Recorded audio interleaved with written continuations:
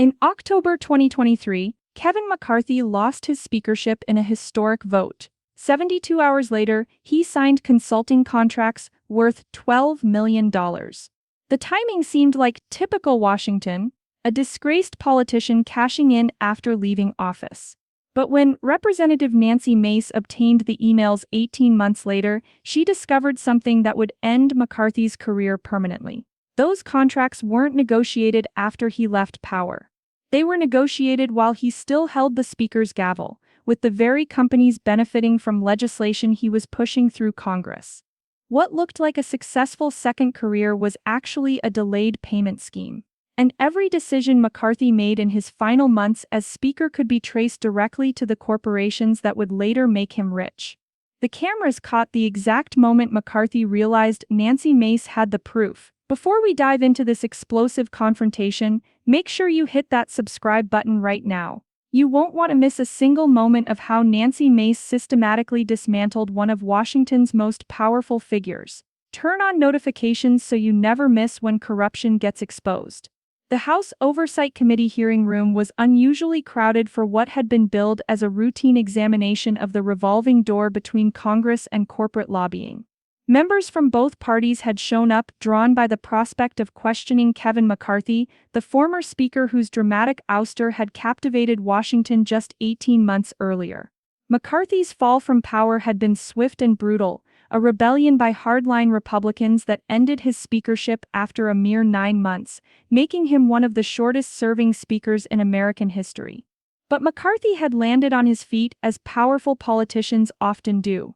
Within weeks of leaving Congress, he had announced the formation of McCarthy and Associates, a government relations and strategic consulting firm.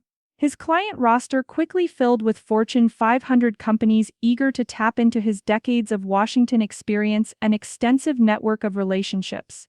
McCarthy positioned himself as an elder statesman, appearing on cable news to offer political analysis, writing op-eds about congressional dysfunction, and commanding speaking fees that made his former congressional salary look modest. At 59, McCarthy had the polished appearance of someone who had spent his entire adult life in politics. His silver hair was perfectly styled, his navy suit impeccably tailored, his American flag lapel pin positioned exactly where it should be. He carried himself with the confidence of someone who had survived countless political battles and emerged, if not victorious, at least wealthy and relevant. As he took his seat at the witness table, flanked by 2 attorneys and a communications consultant, he smiled warmly at committee members he had once served alongside. Representative Nancy Mace sat in the center of the committee dais, her expression neutral as she watched McCarthy settle into his chair. At 47, the South Carolina Congresswoman had built a reputation as one of the House's most thorough investigators. Her approach to oversight was methodical rather than theatrical, preferring documented evidence to rhetorical flourishes.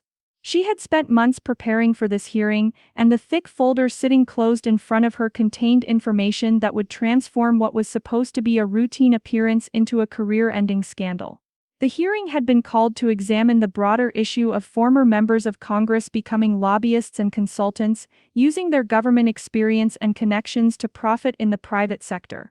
It was a well-worn path in Washington. Senators and representatives would serve their terms, then seamlessly transition into lucrative positions with law firms, corporations, or consulting groups that valued their insider knowledge and access to current officials. The practice was legal though ethically questionable, and had long been a source of public cynicism about Washington's culture of corruption. McCarthy's consulting career had attracted attention because of both its timing and its success. Most former members took months to build their client base. McCarthy had secured major contracts almost immediately. Most consultants charged modest fees while they established their reputation. McCarthy was reportedly commanding rates comparable to the most established lobbying firms in Washington. His rapid ascent had raised eyebrows among ethics watchdogs, but without evidence of wrongdoing, there was little they could do beyond express concern. Nancy Mace had started her investigation 3 months earlier, prompted by a tip from an unexpected source. A junior associate at McCarthy's consulting firm, troubled by what she had observed, had reached out anonymously to Mace's office. The associate didn't have access to the firm's confidential files, but she had noticed patterns that seemed suspicious. Client meetings that McCarthy referenced in casual conversation had occurred during his time as Speaker. Contracts that were supposedly negotiated after he left Congress contained language suggesting earlier discussions. Email chains that occasionally appeared on shared screens included timestamps from when McCarthy still held the gavel. Mace's investigative team, small but skilled, had followed those leads methodically. They filed Freedom of Information Act requests for McCarthy's official calendar during his final months as Speaker. They cross-referenced his meeting schedules with lobbying disclosure forms filed by corporations. They tracked legislation that moved through the House during that period, identifying bills that benefited specific companies. Slowly, a pattern emerged that was far more troubling than the typical revolving door ethics concerns. What they discovered was that McCarthy hadn't simply leveraged his congressional experience after leaving office. He had been actively cultivating future clients while still Speaker, making legislative decisions that would benefit companies with the understanding, sometimes explicit, sometimes implicit, that those companies would later employ him. It was a delayed bribery scheme, sophisticated in its structure, but fundamentally corrupt in its execution. The evidence was extensive. Email chains showed McCarthy's personal attorney discussing consulting contracts with corporate executives while McCarthy was still Speaker. Meeting logs revealed that McCarthy had held private sessions with CEOs of companies that were simultaneously lobbying for favorable legislation. Most damning were the contracts themselves, which Mace's team had obtained through a combination of subpoenas and whistleblower cooperation. Several contained language indicating they were drafted months before McCarthy officially left Congress, with employment contingent only on his departure from government service. The hearing began with opening statements from the committee chairman, a Democrat from Maryland who spoke generally about the need for stronger ethics rules governing the transition from public service to private sector lobbying. Several other members offered their own thoughts on the revolving door problem, though most kept their remarks bland and non-specific. This was supposed to be about systemic issues, not personal accusations against McCarthy. Then it was McCarthy's turn to speak. He approached the microphone with the easy confidence of someone who had testified before Congress countless times, both as a member and now as a witness. His opening statement was smooth and well-rehearsed, hitting all the expected notes. "Thank you, Mr. Chairman and members of the committee," McCarthy began, his voice carrying the practiced cadence of someone who had spent decades speaking to cameras and constituents. "I appreciate the opportunity to discuss my transition from public service to the private sector. After 20 years representing the people of California's 20th Congressional District and serving as House Republican leader and Speaker, I made the difficult decision to leave Congress and pursue other opportunities." He paused as if that decision had been his choice rather than the result of a historic removal vote. "Like many former members, I've chosen to share my experience and knowledge with organizations seeking to understand and navigate our democratic processes. There's nothing unusual or unethical about this path. Presidents, senators, representatives, and staff members have done the same for generations." McCarthy's statement continued in this vein for several more minutes. Defensive without appearing defensive, righteous without being preachy, carefully structured to preempt criticism while offering no specific information about his clients or his work for them. He portrayed himself as a victim of partisan attacks, suggesting that his real sin was being a successful Republican in an era of Democratic control. "I've complied with all applicable ethics rules, filed all required disclosures, and maintained the highest standards of professional conduct," McCarthy concluded. "I'm proud of my service to this country, and I'm proud of the work I continue to do, helping American businesses engage with their government in appropriate and legal ways." The statement was vintage McCarthy, smooth, confident, carefully calculated to sound reasonable while revealing nothing of substance. Several Republican committee members nodded approvingly. This was the Kevin McCarthy they knew, articulate, unflappable, skilled at political combat. Nancy Mace waited patiently through McCarthy's entire statement, her expression giving nothing away. She knew that McCarthy's confidence was built on assumptions, that this would be another routine hearing, that his carefully crafted talking points would carry him through, that his political skills would allow him to deflect any uncomfortable questions. What McCarthy didn't know was that Mace had spent 3 months building a case so thoroughly documented that his charm and political acumen would be irrelevant. The committee chairman recognized Mace for her questioning. She adjusted her microphone, opened the thick folder in front of her with deliberate slowness, and began speaking in a calm, measured voice that immediately commanded attention. "Thank you, Mr. Chairman, and thank you, Mr. McCarthy, for that opening statement. I found it quite interesting, particularly your emphasis on following all ethics rules and maintaining high professional standards. I'd like to explore those claims in detail." McCarthy smiled, seemingly pleased to engage. This was his comfort zone, verbal sparring with someone he likely assumed was less skilled than himself. "I'm happy to answer any questions, Representative Mace," he replied with exaggerated courtesy. "Excellent," Mace said, her tone neutral.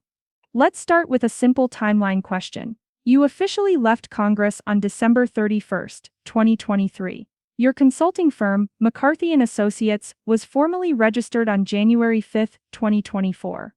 Your first client contracts were signed between January 8 and January 15, 2024. Does that timeline sound correct?" McCarthy nodded, still comfortable. "That's approximately right, yes. After leaving Congress, I took some time to consider my options and then launched my firm." "Approximately right," Mace repeated. Actually, according to the California Secretary of State's office, McCarthy & Associates was registered on September 12, 2023. That's 2.5 months before you left Congress. Would you like to revise your answer? The smile on McCarthy's face flickered slightly. His attorney leaned forward to whisper something, but McCarthy waved him off. "I believe the initial filing was done by my attorneys as a precautionary measure," McCarthy explained, his tone still confident but with a slight defensive edge. "That's common practice when you're planning a business venture. The firm didn't become active until after I left office." "A precautionary measure," Mace said as if considering the explanation. "Let me ask about another date then. When did you first discuss potential consulting arrangements with Lockheed Martin?" McCarthy paused, clearly trying to remember what might be in his official disclosures. "I don't recall the specific date. Sometime after I left Congress, I believe." Mace pulled a document from her folder and held it up. "This is an email chain between your personal attorney and Lockheed Martin's government relations director. The first email is dated August 3, 2023. That's nearly 5 months before you left Congress. The email discusses potential consulting arrangements post-government service and mentions an annual retainer of $3.5 million. Does that help refresh your memory?" The hearing room had gone completely silent. McCarthy's confidence was visibly draining away, replaced by something that looked uncomfortably like fear. The email Nancy Mace had just revealed hung on the screens throughout the hearing room, like an accusation that couldn't be withdrawn. August 3, 2023. Kevin McCarthy was still Speaker of the House on that date, still wielding enormous power over the legislative agenda, still making decisions about billions of dollars in federal spending. And on that date, his personal attorney was negotiating a $3.5 million consulting contract with Lockheed Martin, one of the largest defense contractors in America. McCarthy's attorneys were now in frantic whispered consultation with their client. The communications consultant behind him had gone pale, already calculating the damage control strategy they would need. Republican committee members who had been prepared to defend McCarthy now looked uncomfortable, caught between party loyalty and damning documentary evidence. "Mr. McCarthy," Mace continued, her voice still calm but carrying an edge that suggested this was just the beginning, "would you like to explain why your attorney was negotiating consulting contracts with defense contractors while you were still Speaker of the House?" McCarthy took a long drink of water, clearly buying time to formulate a response. When he finally spoke, his legendary political smoothness had been replaced by something more defensive and uncertain. "Representative Mace, I believe you're mischaracterizing what that email represents. As I mentioned, it's common practice for people planning to leave government service to have preliminary discussions about future opportunities. There's nothing illegal about that." "Common practice," Mace repeated, her tone making clear she found that explanation insufficient. "Let me ask about the legislative side of this equation then. On September 7, 2023, just over a month after your attorney began negotiating with Lockheed Martin, you personally intervened to expedite a defense appropriations bill that included $4.7 billion for programs that Lockheed Martin had been lobbying for. Do you remember that?" McCarthy shifted in his seat. "I don't recall the specific details of every appropriations bill. As Speaker, I dealt with hundreds of pieces of legislation. Let me help refresh your memory, Mace said, pulling out another document. This is the markup session record from the House Appropriations Committee. According to testimony from committee staff, you personally called the chairman and urged him to accelerate consideration of the bill. You specifically mentioned the Lockheed programs as critical to national security and unable to wait for the normal process. The chairman was so surprised by your intervention that he documented it in a memo. Would you like me to read that memo? The pattern Mace was establishing was becoming impossible to ignore. McCarthy negotiated future employment with a company. Shortly thereafter, he used his position as Speaker to benefit that same company. Then, after leaving office, he formally signed the consulting contract that had been negotiated months earlier. It was a delayed payment scheme, carefully structured to appear legal while functioning as pure corruption. McCarthy attempted to regain control of the narrative. Representative, every speaker works to advance legislation they believe is important. The Lockheed programs you're referencing are vital to national defense. My support for them had nothing to do with any future business relationships. Is that right? Mace's voice sharpened slightly. Then let me ask about your other clients. How many consulting contracts did you sign in the first month after leaving Congress? McCarthy hesitated. I don't have the exact number in front of me. I do, Mace replied. 17. You signed 17 separate consulting contracts between January 8 and February 15, 2024. The total value of those contracts over their various terms exceeds $12 million. That's an extraordinarily successful launch for a consulting firm, Mr. McCarthy. Most former members take months or even years to build that kind of client base. She laid out a chart showing the timeline of McCarthy's contracts alongside his legislative actions as Speaker. The visual representation was devastating. Every major client McCarthy signed after leaving Congress had received favorable treatment during his final months in power. Lockheed Martin, $3.5 million contract, received expedited appropriations. Pfizer, $2.8 million contract, benefited from regulatory relief bill you fast-tracked. Meta, $2.2 million for strategic consulting. Enjoyed antitrust legislation you killed in committee. Should I continue? Democratic committee members were now leaning forward with visible interest. Even Republicans who had come prepared to defend McCarthy were struggling to find a coherent defense against the documented pattern Mace was presenting. A Democratic member from California raised his hand. Mr. Chairman, I have to say, what we're hearing raises serious questions about potential violations of federal corruption statutes. This appears to be a quid pro quo arrangement. Legislative favors in exchange for future employment. McCarthy's lead attorney immediately objected. Mr. Chairman, that's an inflammatory accusation without basis. There's no evidence of explicit quid pro quo arrangements. My client has violated no laws. No explicit arrangements, Mace interjected. That's an interesting phrase. Let me show you something that might clarify the nature of these relationships.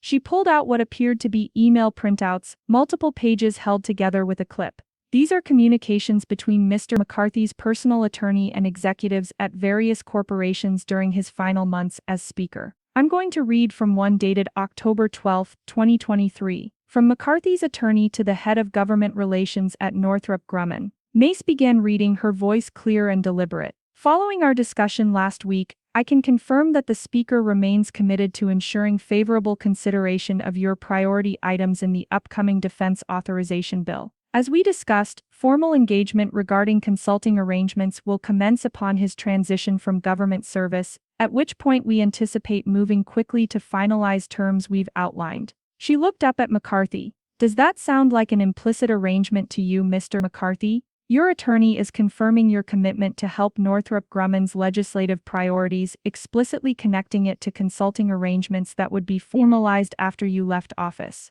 The room erupted in noise. Reporters typed frantically. Democratic members called for order while simultaneously demanding investigations. Republican members looked stricken, realizing they were witnessing the public unraveling of a former speaker's reputation. McCarthy's face had gone from confident to angry to something approaching panic. The careful structure he had built to insulate himself from corruption allegations was collapsing under the weight of his own documented communications. Representative Mace, McCarthy said, his voice tight with barely controlled frustration. You're taking private attorney-client communications and twisting them to support a narrative of corruption that doesn't exist. Those emails represent legitimate discussions about future employment, nothing more. Legitimate discussions, Mace repeated. Let's talk about legitimacy then. Federal ethics rules prohibit using your official position to negotiate future employment. You were required to recuse yourself from any legislative matters affecting companies you were negotiating with.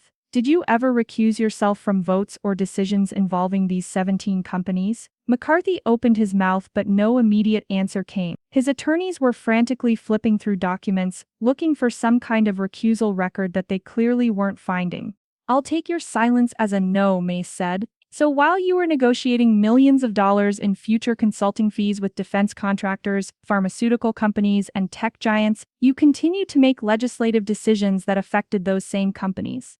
And you never disclosed these negotiations to anyone. She pulled out another document, this one appearing to be a financial analysis. Let me show the committee something interesting. We analyzed your legislative actions during your final 6 months as Speaker, from July through December 2023. During that period, you personally intervened in or expedited consideration of 32 different bills. Of those 32 bills, 27 directly benefited companies that would later become your consulting clients.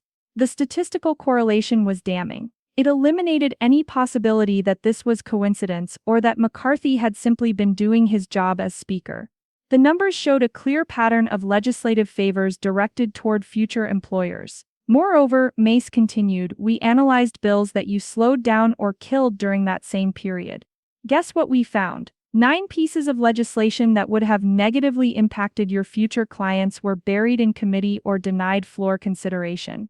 A drug pricing reform bill that Pfizer opposed died in committee.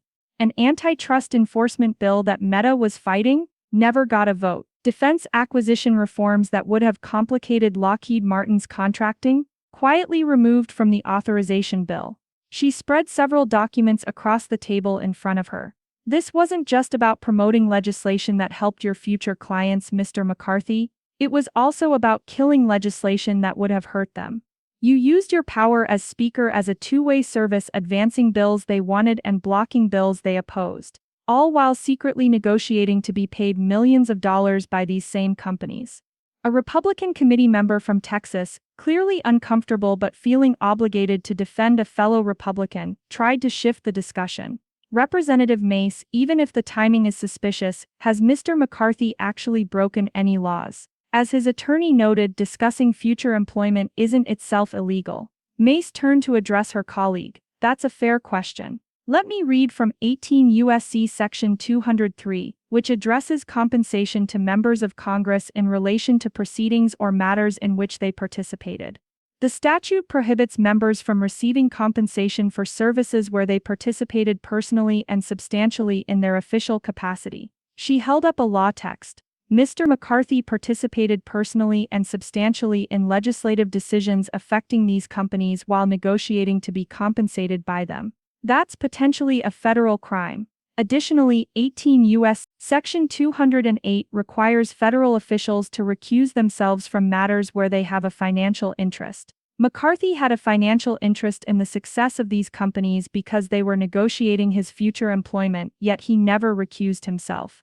She looked directly at McCarthy. So to answer the question, yes, there's a strong case that federal criminal statutes were violated. And that's before we even get into House ethics rules, which clearly prohibit this kind of behavior. McCarthy's attorneys were now in full crisis mode. One was typing urgently on a laptop, likely researching the statutes Mace had just cited. Another was writing notes and sliding them to McCarthy, who barely glanced at them. The communications consultant behind them had her phone out, presumably alerting McCarthy's broader team that they had a major scandal on their hands. Nancy Mace wasn't finished. She reached into her folder one more time and pulled out what appeared to be a bound report, official looking with a government seal visible on its cover. Mr. Chairman, I'd like to enter into the record this report from the Office of Congressional Ethics. As you know, OCE is an independent, nonpartisan entity that reviews allegations of misconduct by House members and staff. 3 months ago, my office referred the McCarthy matter to OCE for investigation.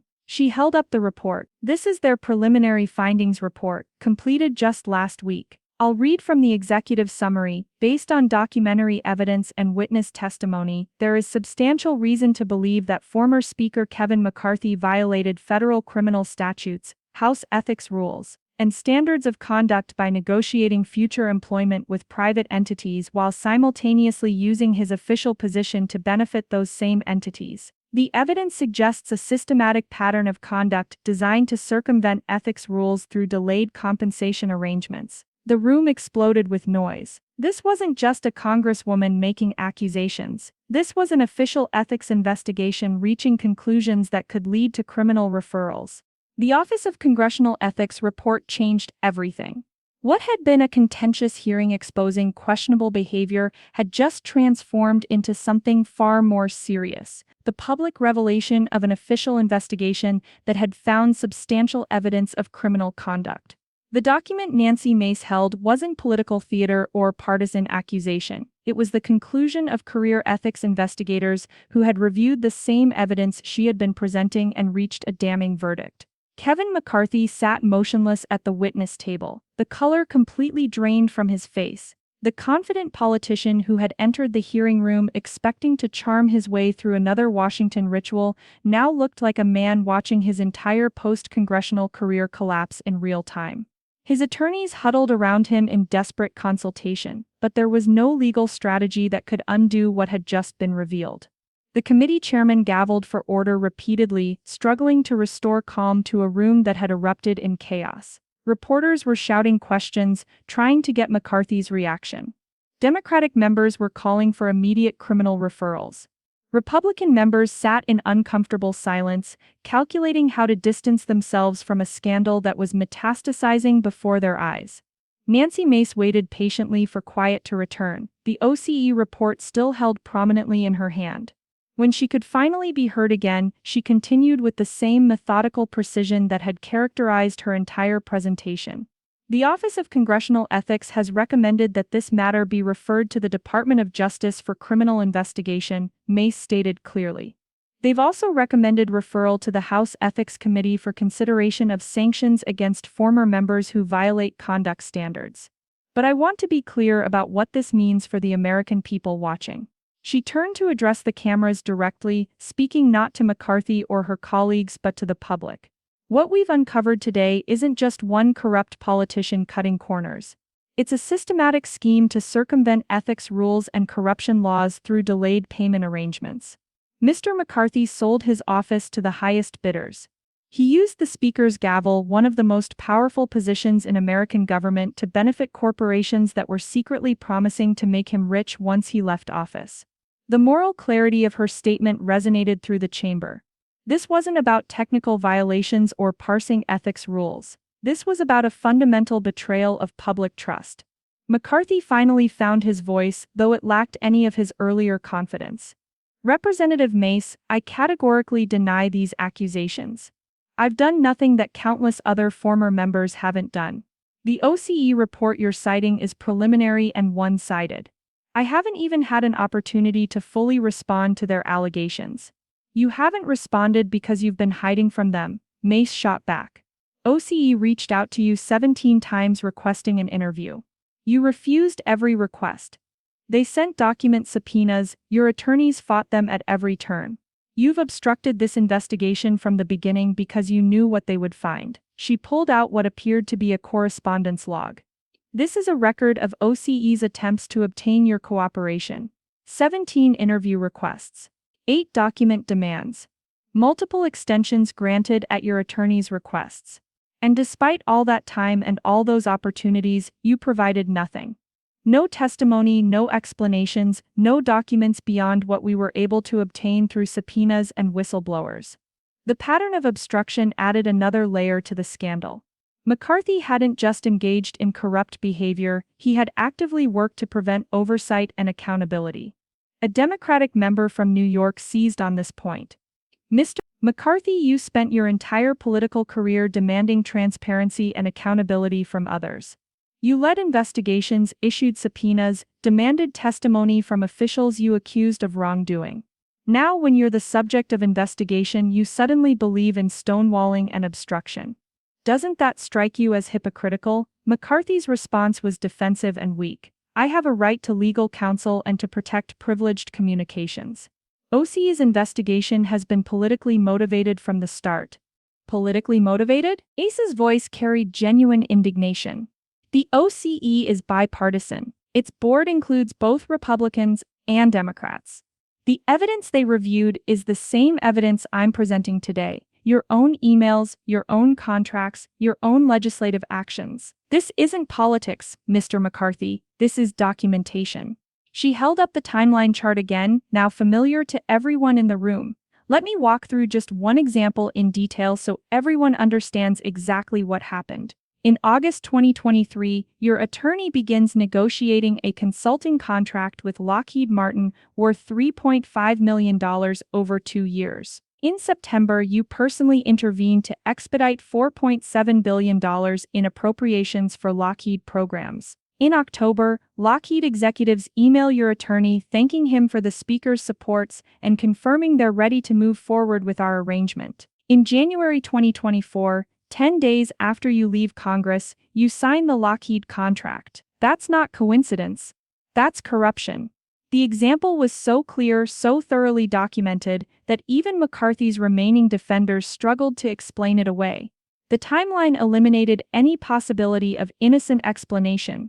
McCarthy had been caught in a pay-to-play scheme where the payment was simply delayed until after he left office. McCarthy made one final attempt to defend himself, his voice rising with frustration. I served this country for 20 years. I worked tirelessly to advance conservative principles and represent my constituents. The fact that I was able to build a successful consulting practice after leaving Congress is a testament to that service, not evidence of corruption. You're trying to criminalize success and punish me for being good at what I do. It was a calculated appeal, positioning himself as a victim, trying to reframe the scandal as an attack on business success rather than exposure of corruption. But Nancy Mace had anticipated this defense. Success, she repeated, her tone incredulous. Mr. McCarthy, you didn't build a successful business through skill or hard work. You sold access and influence that you gained through public service, using the Speaker's office as a product to be auctioned off to the highest bidders. That's not success. That's theft from the American people who trusted you with power. She gathered the documents spread across her table, organizing them back into neat stacks. I have one final question for you, Mr. McCarthy. Do you believe the American people got good value for the $223,000 salary they paid you during your final year as Speaker? Because based on this evidence, you were spending that year not serving the public interest, but serving the private interests of corporations that were paying you millions under the table. McCarthy had no response. The question hung in the air, unanswerable because any honest answer would be self-incriminating. The committee chairman, sensing that Mace had concluded her questioning, asked if any other members wished to question the witness. Several Democrats had follow-up questions, but they were largely redundant. Mace had systematically laid out the entire case. There was little left to expose. After another hour of testimony, mostly McCarthy's attorneys trying to create procedural objections and legal theories that might provide some defense, the chairman adjourned the hearing. McCarthy left through a side door, surrounded by his legal team and security personnel, avoiding the press scrum that had gathered outside the main entrance. The immediate aftermath was explosive. Within minutes, McCarthy corruption was trending nationally across every social media platform. News networks interrupted regular programming to broadcast the most damaging excerpts from Mace's questioning. The image of McCarthy sitting silently while Mace presented document after document became the defining visual of political corruption exposed. Legal analysts began appearing on cable news within the hour, nearly all agreeing that McCarthy faced serious criminal exposure. This isn't a gray area, one former federal prosecutor told CNN. If the evidence is as strong as it appears from the hearing, McCarthy could face charges under multiple federal corruption statutes. We're talking about potential prison time. The political fallout was swift and severe. Within days, 3 of McCarthy's largest consulting clients announced they were suspending their contracts pending the outcome of investigations. Several others quietly severed relationships without public announcements. The consulting empire that McCarthy had built so quickly was collapsing even faster.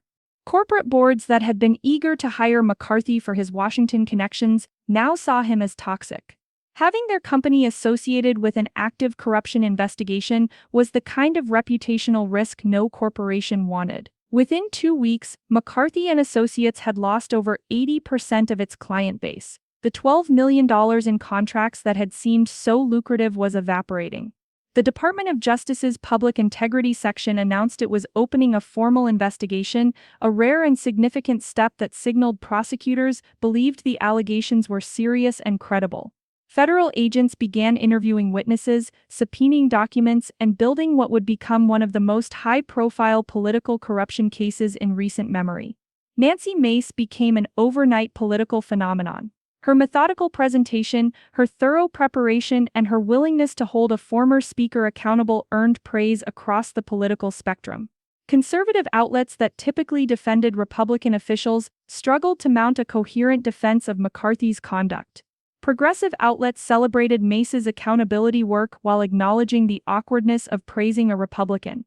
She gave a single primetime interview 3 days after the hearing, appearing on 60 Minutes with Scott Pelley.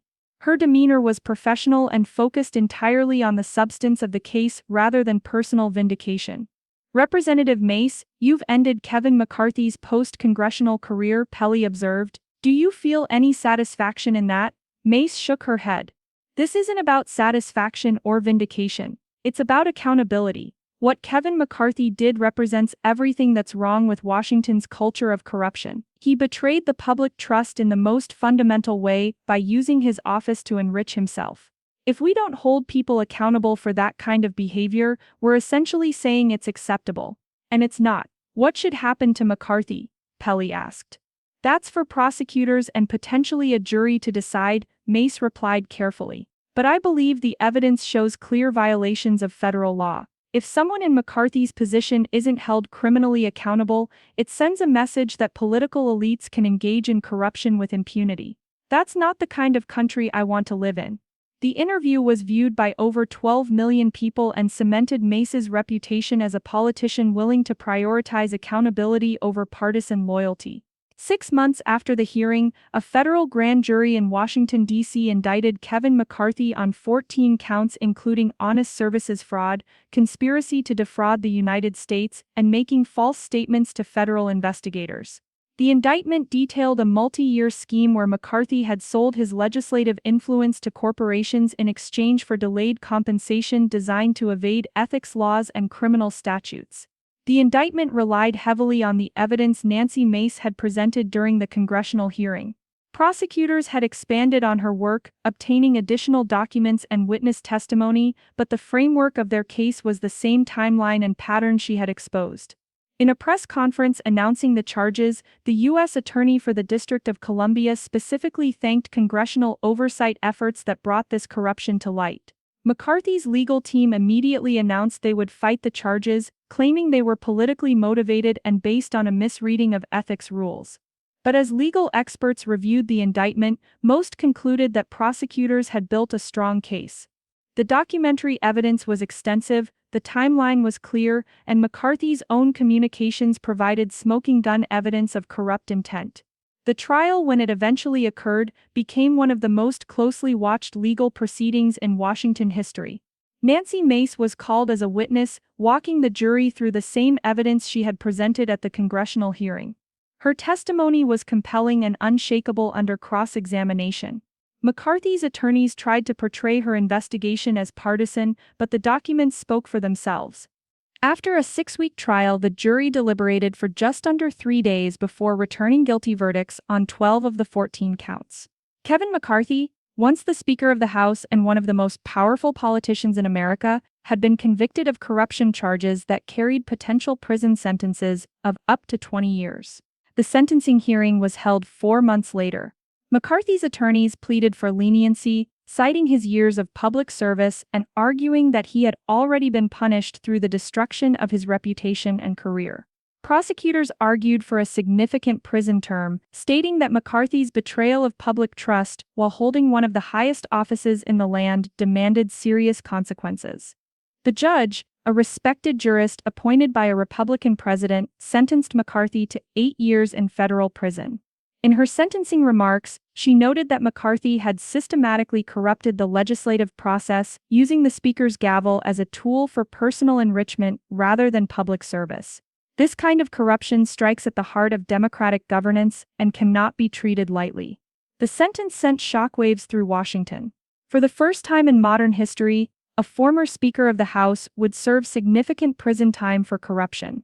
The message was clear: no political position, no matter how high, provided immunity from consequences for criminal behavior. For Nancy Mace, McCarthy's conviction represented vindication of her investigative work and her belief that accountability still mattered in American politics. She continued her work in Congress, building a reputation as one of the chamber's most effective oversight practitioners. Her willingness to pursue corruption regardless of party affiliation made her unusual in an era of hyper-partisan politics. 2 years after exposing McCarthy's corruption, Mace was invited to speak at Harvard Law School's annual Forum on Government Ethics. Her remarks focused on the McCarthy case as a template for effective oversight and accountability.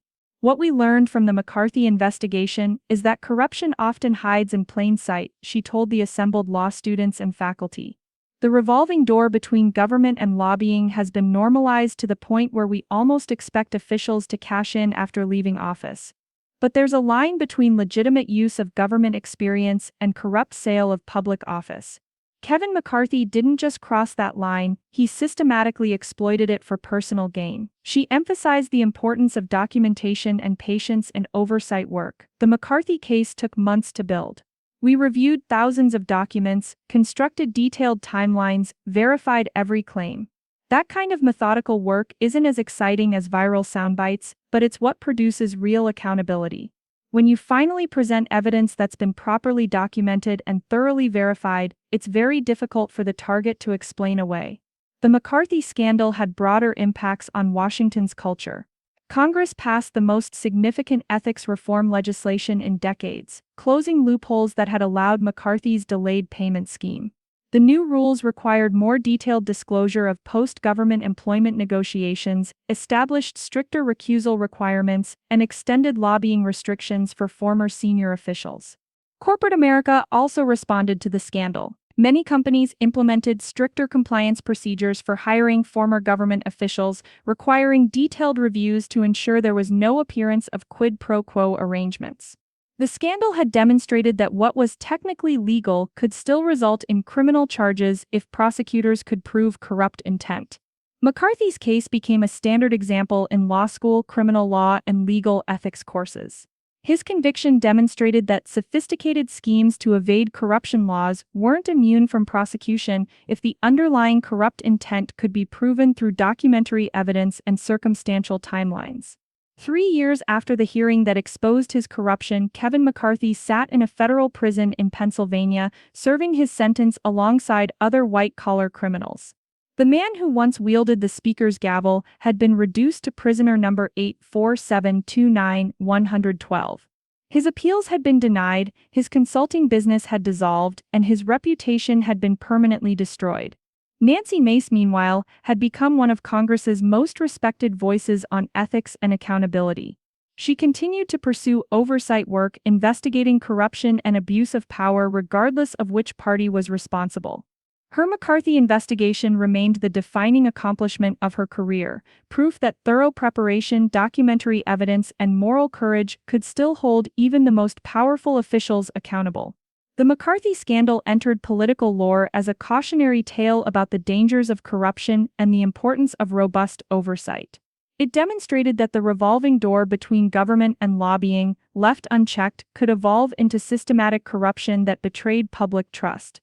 And it showed that accountability, while sometimes delayed, was still possible when investigators were willing to do the painstaking work of documenting misconduct and presenting it to the public.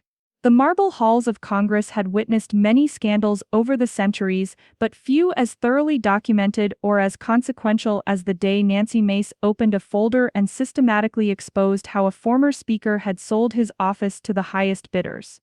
It served as a powerful reminder that in American democracy, no one is above the law, and corruption, no matter how sophisticated its structure, can still be defeated by evidence, courage, and an unwavering commitment to accountability. If this story of accountability and justice resonated with you, please like this video and subscribe to our channel. Hit that notification bell so you never miss the moments when courage confronts corruption and truth defeats deception. Your support helps us continue exposing the stories that matter.